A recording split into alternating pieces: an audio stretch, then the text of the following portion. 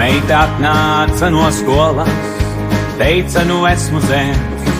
Es teicu, nu tad beidzot acīšanās. Laiks uzvilku papēžus, uzkrāsoju skropstās.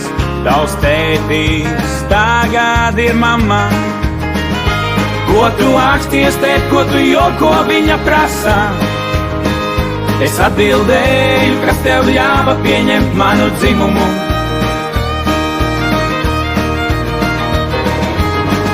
No rīta uzvelku kleitu, vedu meitu uz skolu. Viņa saka stop, es izkāpšu kaut kur te.